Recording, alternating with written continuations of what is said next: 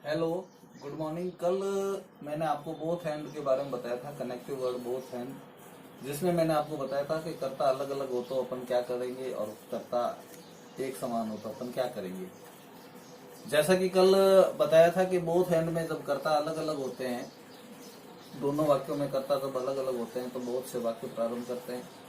फिर पहले वाक्य का कर्ता लिखते हैं, फिर एंड लिखकर दूसरा वाक्य करते हैं। और उस दूसरे वाक्य में आपको ये ध्यान रखना है कि हेल्पिंग वर्ब बहुवचन की लगानी है। कल समझाया था आपको अच्छी तरह, बहुवचन की हेल्पिंग वर्ब कौन कौन सी होती है ये भी आपको बताया था। इज की जैसे आर है, वाज की वर है, हैज की हैव है, ये सब आपको कल बताया था। फिर कर्ता समान हो तब अपन क्या करेंगे, दोनों वाक्यों में जहां तक समानता है वहां तक उतारेंगे। फिर पहले वाक्य का शेष भाग और फिर दूसरे वाक्य का शेष भाग, ये कल आपको मैंने समझाया था। उदाहरण भी आपको कराए थे और उसके बाद मैंने आपको एक्सरसाइज करने के लिए दी थी, जो शायद आपने घर पे बैठ के की है। आज मैं उसी एक्सरसाइज के उत्तर आपको बता रहा हूँ, बोल रहा हूँ, आप अपने उत्तर मिलान कर लें। उसके बाद नेक्स्ट जो होगा वो आपको बताऊंगा। He was a writer, he was a player, यानी कि दोनों वाक्यों में कर्ता क्या है, समान है। जब दोनों वाक्यों में कर्ता समान होते हैं अपन क्या करते हैं, जहां तक समानता होती है पहले वहां तक उतारते हैं और उसके बाद पहले बोथ उतारेंगे, फिर पहले वाक्य का शेष भाग, फिर दूसरे वाक्य का एंड लिख के दूसरे वाक्य का शेष भाग उतारते हैं। तो he was both a writer and A player. Ramu is playing cricket, Raghu is playing cricket. अब इस वाक्य में देखो, फर्स्ट वाक्य में करता क्या है, रामू है। सेकंड वाक्य में करता क्या है, रघु है। तो दोनों वाक्यों में करता क्या हो गए, अलग अलग। जब दोनों वाक्यों में करता अलग अलग होते हैं तब अपन क्या करते हैं, बोध से वाक्य प्रारंभ करेंगे। बोध से वाक्य प्रारंभ किया, पहले वाक्य का कर्ता लिखेंगे तो बोथ रामू एंड रघु। अब ये कर्ता अलग अलग होता है तो अपन क्या करते हैं, हेल्पिंग वर्ब को बहुवचन की हेल्पिंग वर्ब बनाते हैं। तो बहुवचन की हेल्पिंग वर्ब इज की बहुवचन की हेल्पिंग वर्ब क्या होती है, आर। तो क्या हो जाएगा, both Ramu and Raghu are playing cricket. ये Amit is an engineer, Mohan is an engineer. दोनों वाक्यों में कर्ता फिर क्या हो गए, अलग अलग। कर्ता अलग अलग होते हैं तो बोथ से वाक्य प्रारंभ, both Amit and Mohan. Is को किसमें बदल दिया, आर में। तो Mohan are an engineer. He will buy a car, he will buy a house. तो he will buy a car और he will buy a house, दोनों वाक्यों में कर्ता क्या है, समान है। जब दोनों वाक्यों में कर्ता समान होते हैं तो अपन क्या करते हैं, दोनों वाक्यों में जहां तक समानता है वहां तक उतारते हैं। तो he will by both A car and a house. Hari is eating apples, Seema is eating apples. तो दोनों वाक्यों में कर्ता क्या हो गए, अलग अलग। तो both Hari and Seema are eating apples. He learn English, he learn Sanskrit. दोनों वाक्यों में कर्ता क्या है, समान है। जब दोनों वाक्यों में कर्ता समान होते हैं तो अपन क्या करते हैं, जहां तक समानता है वहां तक उतारते हैं। तो he learn both English and Sanskrit. Seema is tall, she is wise. तो सीमा और सी दोनों वाक्यों में कर्ता क्या हो गए, समान। ये सी किसके लिए आया है, सीमा के लिए। तो कर्ता क्या हुआ, समान। जब कर्ता समान होता है तो अपन क्या करते हैं, दोनों वाक्यों में जहां तक समानता है वहां तक उतारते हैं। तो Seema is both tall and wise. तो ये इस तरह से होगा। एक्सरसाइज का आंसर आपको बताया मैंने, आप उसके मिलान करना, देखना, अगर गलत हो तो आप उसको सही कर लेना। अब नेक्स्ट जो है, रुकना आठ। हाँ, अगला नेक्स्ट जो है वो आपका है सो दैट। सो दैट का अर्थ है इतना की, ठीक है। अब सो दैट का प्रयोग देखो, इसमें भी अब जो है इतने जो आपने किए कनेक्टिव वर्ड, उसमें आपने देखा कर्ता अलग अलग, कर्ता समान, दो वाक्य दिए हुए होते हैं, कर्ता उनके अपने को कर्ता देखने होते हैं। अब जो है वाक्य तो दो होंगे। अब जो अपन कनेक्टिव वर्ड कर रहे हैं सो दैट, इसमें वाक्य तो दो होंगे लेकिन अब हमें कर्ता नहीं देखना। कर्ता हमें बोथ एंड, आइदर और, neither nor, not only but also, इनमें ही देखने हैं कि कर्ता समान और कर्ता अलग अलग। इस सो दैट के अंदर अपने को कर्ता नहीं देखना। अपने को क्या देखना है, देखो सो दैट जो है इसका अर्थ होता है इतना की। देखो सो के बाद हमेशा एडजेक्टिव यानी कि विशेषण या एडवर्ब क्रिया विशेषण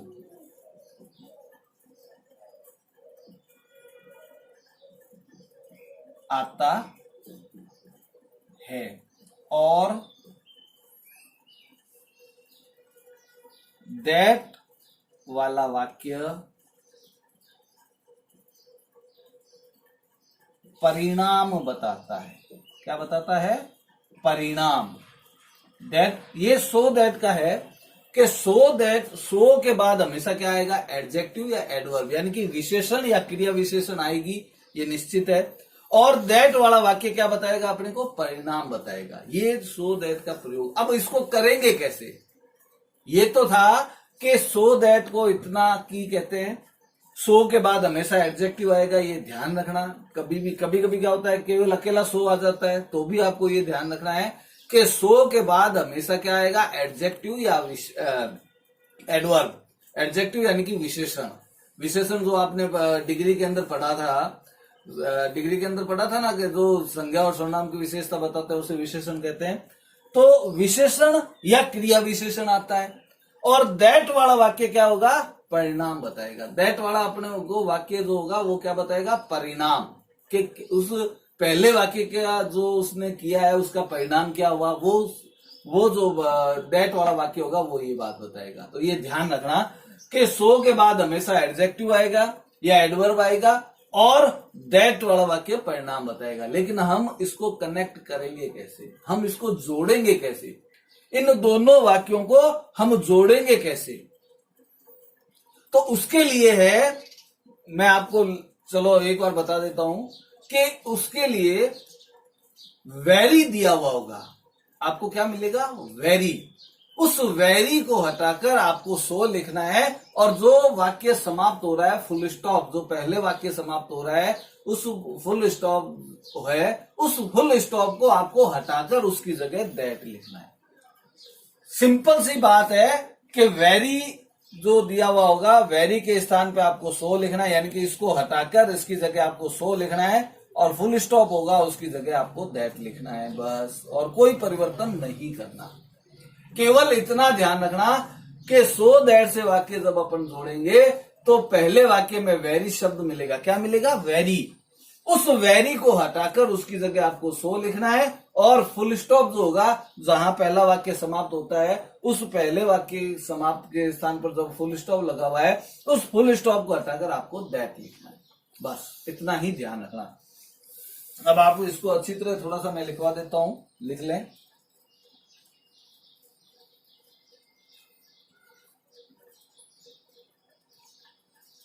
प्रथम वाक्य में वेरी शब्द आएगा और वेरी को हटाकर सो लिखेंगे।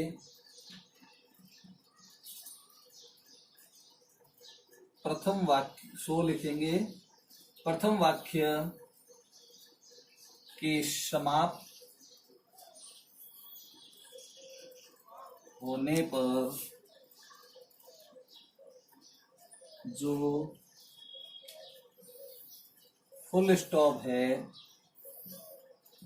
उसे हटाकर दैट लिखेंगे। यानी कि पहले वाक्य में आपको वेरी शब्द मिलेगा, उस वेरी शब्द को हटाकर उसकी जगह आपको क्या लिखना है? सो लिखना है। और प्रथम वाक्य जब समाप्त होगा तो वहां पे आपको फुल स्टॉप मिलेगा, उस फुल स्टॉप को हटाकर आपको क्या लिखना है? दैट लिखना है, बस। इतना ध्यान रखना। चलो आप इसको उतारो, फिर मैं इसके एग्जाम्पल करवाता हूं आपको।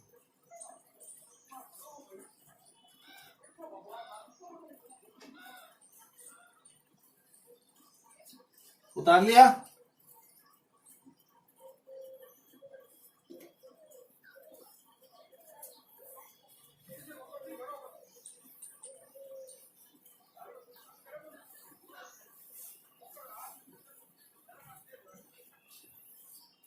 देखो, he is very weak, he can not walk. अब देखो, मैंने क्या बताया, पहले वाक्य में आपको वेरी शब्द मिलेगा, ये वेरी शब्द है, इस वेरी शब्द को हटाएंगे और इसकी जगह आपको क्या लिखना है, so. He is so weak that he can not walk. बस इतना ही करना है आपको। क्या करना है, वेरी को हटाकर सो लिखना है और फुल स्टॉप जो यहाँ पे है, इस फुल स्टॉप को हटाकर यहाँ पे क्या करना है, दैट लिखना है। That's all. इतना ही आपको ये करना है। और उदाहरण आपको लिखवा देता हूं मैं। हाँ देखो, it moved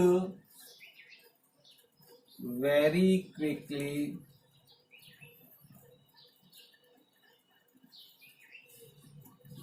I did not see anything. I did not see anything. तो यहाँ पे देखें वेरी आया है, आपको क्या करना है, इस वेरी को हटाना है। तो यहाँ पे क्या लिखेंगे, it moved so quickly that. ये फुल स्टॉप आ गया ना, इस फुल स्टॉप की जगह आपको क्या लिखना है, that I did not see anything. That's all. ठीक है, इस तरह से आपको ये उदाहरण करने हैं। इस तरह से आपको सो दैट से वाक्य को जोड़ना है। अब मैं आपको एक्सरसाइज करवा रहा हूं, वो आप एक्सरसाइज कर लें, तुरंत उतार लें फटाफट।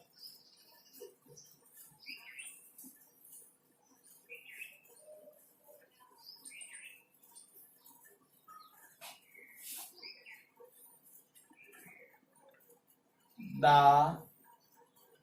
tea is very hot, full stop. I cannot drink it. I cannot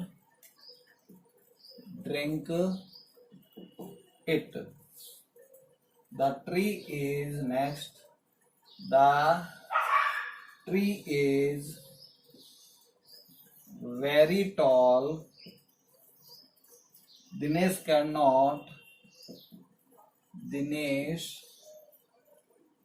cannot climb it.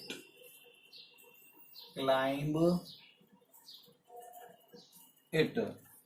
Next, the river is very deep. The river is very deep.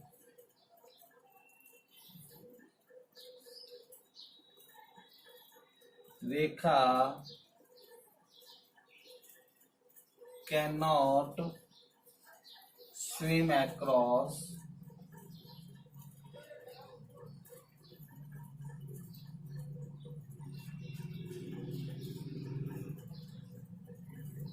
it. Next, the box is very heavy.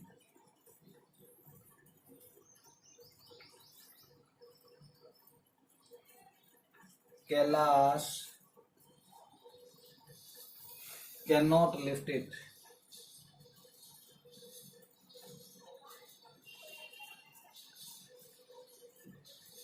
Next,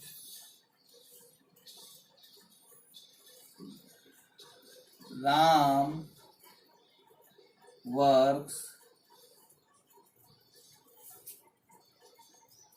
very hard. Full stop. He may become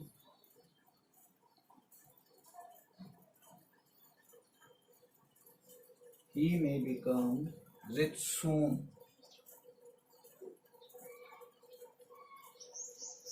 ये exercise है, आप इस exercise को करना घर बैठ के, जिससे कि तुम्हें प्रैक्टिस करना, जिससे कि तुम्हें ये समझ में आ जाए।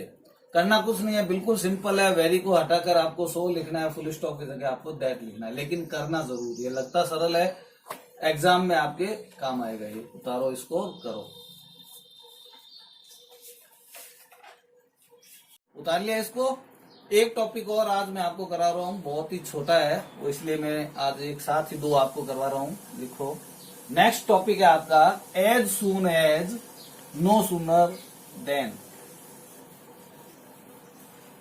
छोटा सा टॉपिक है, एज सून एज और नो सूनर देन।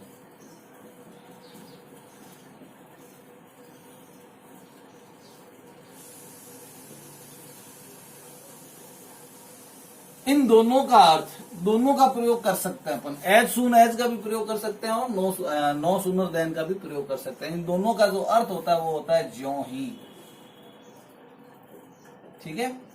अब एज सून एज का प्रयोग अगर आप करोगे या नो सूनर, देखो दोनों में जो अंतर है वो क्या है कि अगर आप नो सूनर देन का प्रयोग करते हो तो no sooner than, no sooner plus did आएगा। क्या आएगा? डिड।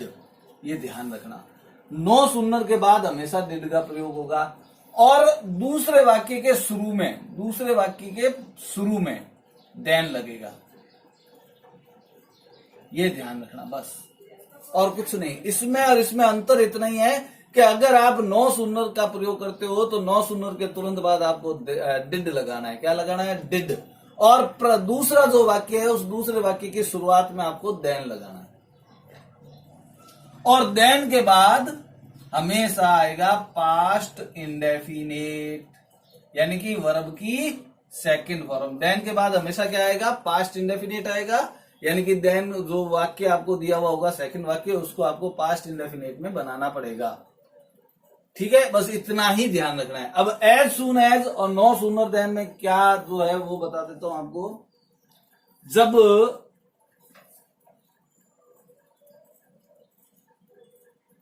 दो कार्य लगभग एक ही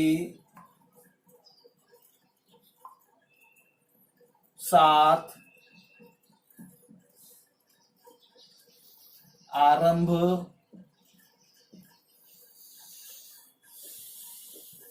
हो तो एज सून एज या नो सूनर देन का प्रयोग करते हैं।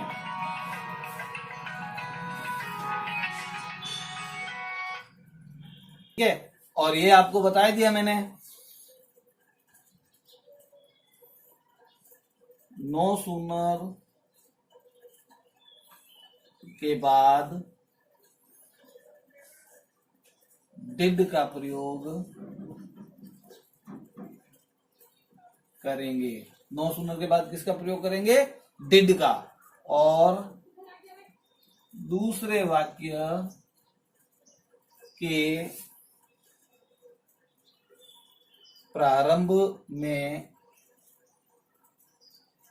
देन लिखेंगे और उसको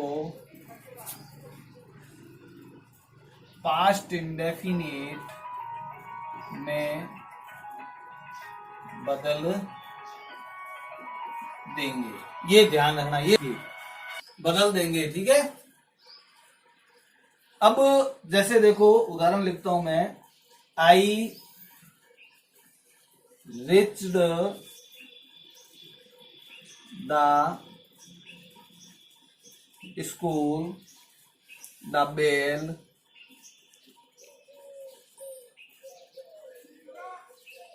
रैंग।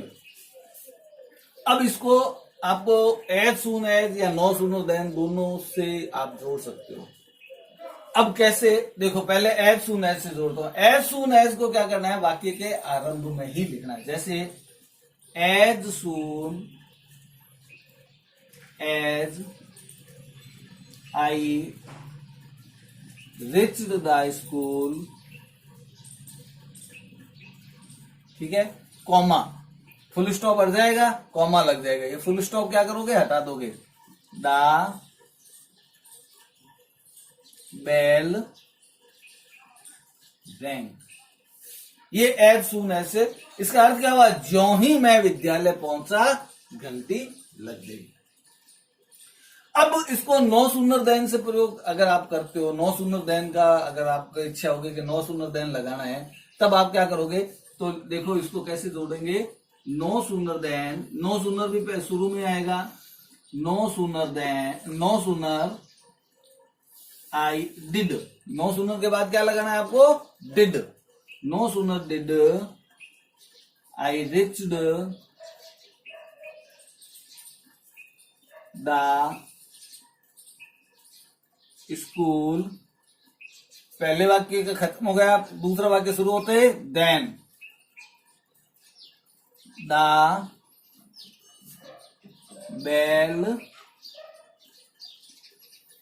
रैंग। बस ये इस तरह से आपको इसको जोड़ना है, कोई हार्ड नहीं है, ज्यादा हार्ड नहीं है, बस इतना। नो सूनर से अगर आप वाक्य जोड़ते हो तो ध्यान रखना, नो सूनर के बाद आपको डिड का प्रयोग करना है। दूसरा वाक्य समाप्त हो तो वहां, दूसरा वाक्य शुरू हो उससे पहले देन का प्रयोग करना है। और पास्ट इंडेफिनिट, देखो द बेल रैंग, रैंग क्या होती है, वर्ब की सेकंड फॉर्म होती है, यानी कि पास्ट टेंस हो गया, ये पास्ट इंडेफिनिट हो गया, ये ध्यान रखना, ठीक है। अब मैं आपको उदाहरण करवा रहा हूं, आप उदाहरण देख लें और इसकी एक्सरसाइज आप घर पे बैठ के प्रैक्टिस करें। हाँ लिखो, they saw the bear, comma, they ran away.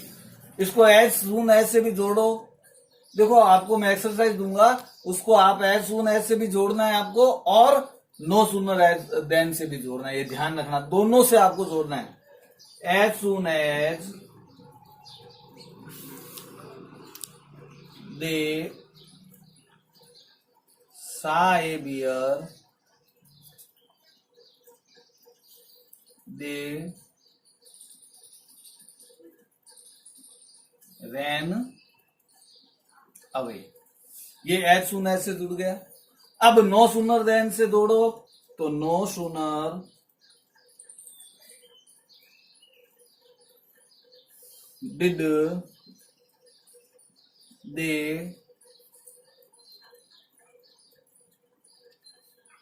सी, सी क्यों बदल, सी क्यों हुआ, क्योंकि डिड लग गया। सा को किस में बदलेंगे, सी में, see a bear than they ran away. आपको ये मैं बताना भूल गया था, आप ध्यान रखना कि डिड जब आता है तो जैसे आप नो सूनर से वाक्य को जोड़ रहे हो तो डिड आएगा, डिड आपको लगाना पड़ेगा। तो डिड जब आप लगाओ तो जो वर्ब की सेकंड फॉर्म आपको दे रखी है वाक्य में, उसको आपको फर्स्ट फॉर्म करना है, ये ध्यान रखना, ठीक है। वर्ब की सेकंड फॉर्म को आपको क्या करना है, फर्स्ट फॉर्म में बदलना है, ये ध्यान रखना। ये इस तरह से होगा। अब मैं आपको एक्सरसाइज दे रहा हूं, वो आप एक्सरसाइज करना, आप इसको उतार लें।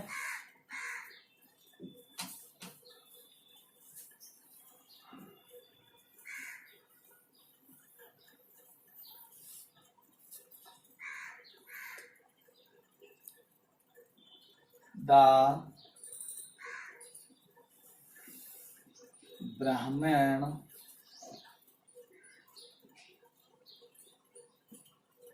repeated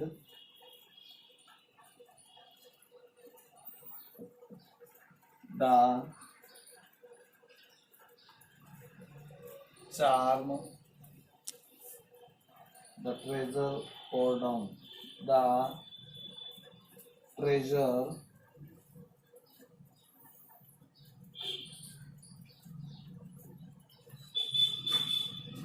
or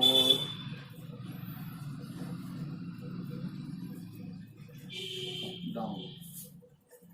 Next, he entered the house. He entered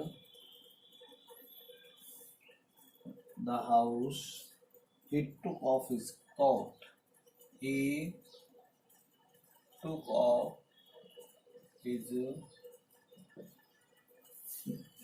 coat.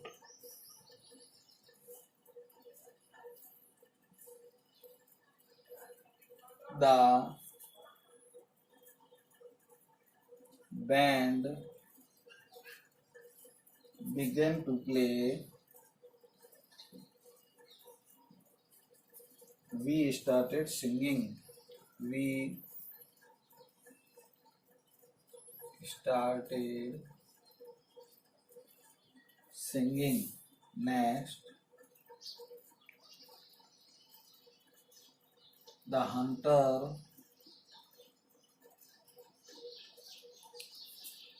shot the tiger.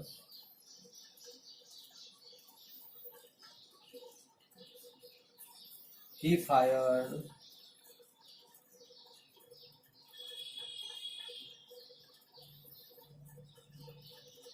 a shot at it. A shot at it. Next,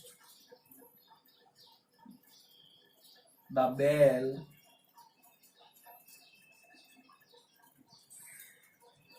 rang.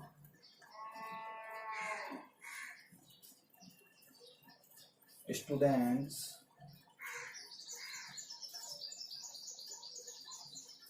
enter the